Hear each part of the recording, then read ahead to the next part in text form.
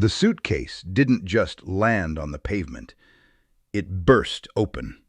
Shirts spilled into the street. A leather shoe rolled toward the gutter. A framed photo of their wedding day cracked against the curb. The neighbors had already stepped outside. One of them was recording. "Take your things and leave!" she shouted, her voice sharp enough to slice through the humid afternoon air. "I am done carrying a grown man who has nothing to show for himself!" He didn't shout back, didn't defend himself, didn't even look embarrassed. He simply bent down and began picking up his clothes one by one. "You sit at home every day pretending to work," she continued. "I deserve someone who can provide, someone who isn't a failure." The word failure hung there longer than the rest. He paused for the first time. Not in anger, not in shock, just stillness. Then, quietly, he asked, "Are you sure?" She laughed, a short, dismissive sound. "More sure than I've ever been." That was when the engines were heard. At first it was distant, barely noticeable. Then one SUV turned into the narrow street. Then another. Then another. Matte black, tinted windows, moving slowly, deliberately. The neighbors stopped whispering.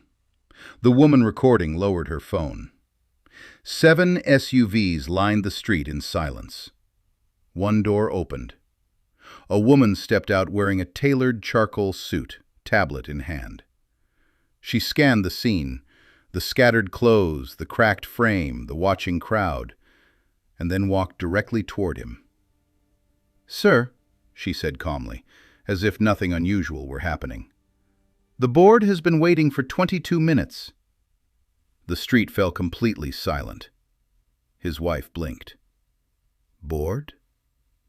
He picked up his watch from the pavement, dusted it off, and slipped it back onto his wrist. "Give me 5 minutes," he told the woman.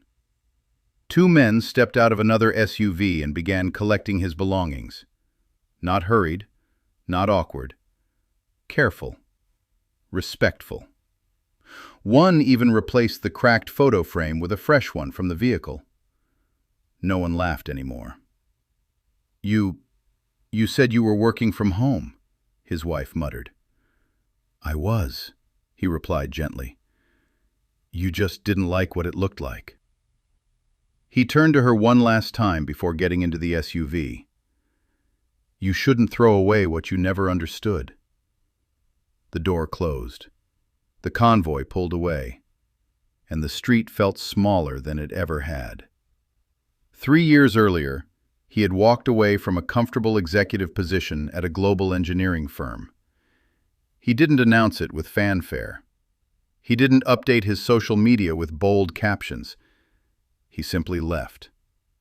For 18 months, there was no visible success, no salary, no luxury, just long nights, endless code, and 2 former colleagues building a cybersecurity platform they believed could change how logistics companies protected their infrastructure. Investors said no, then no again. Savings thinned. Arguments at home thickened. She grew impatient. He grew quieter. What she didn't know was that 6 months before that afternoon, a venture capital firm wired $42 million into the company after their pilot program prevented a major international breach. What she didn't know was that the laptop work she mocked was protecting supply chains across 3 continents. What she didn't know was that the meeting he had just left for would determine a strategic acquisition valuing his company at over $600 million. But wealth was never what drove him. Competence was. In the boardroom that day, tension filled the glass-walled space overlooking the city skyline. Lawyers argued softly. Analysts projected risk models. A competing firm had attempted to block the acquisition at the last minute.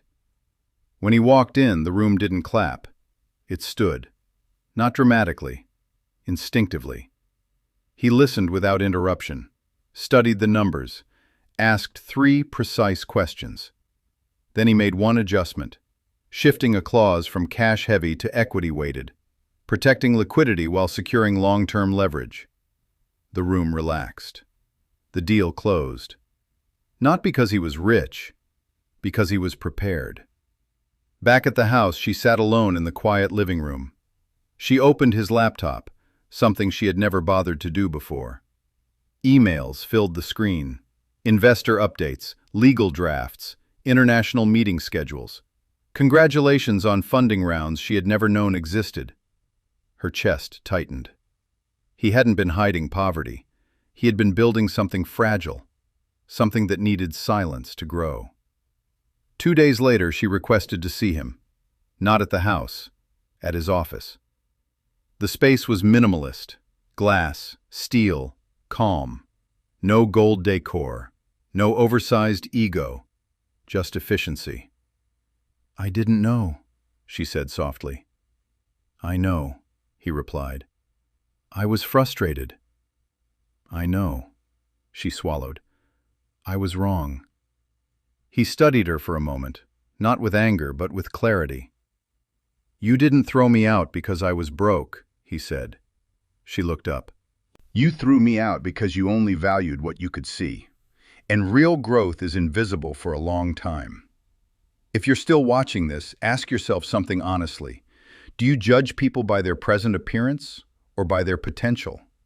Comment below with the word "build" if you believe real success takes time, and share this with someone who needs that reminder.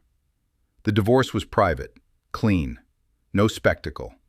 He ensured she was financially stable, not out of obligation, but because bitterness had never been part of his design.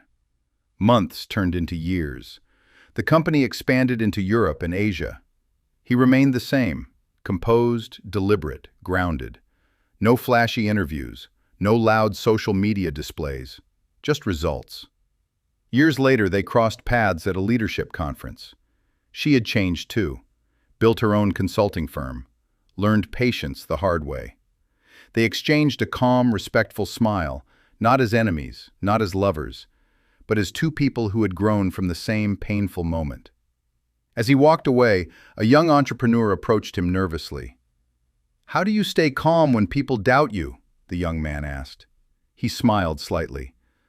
"Power that needs to shout is insecure," he said.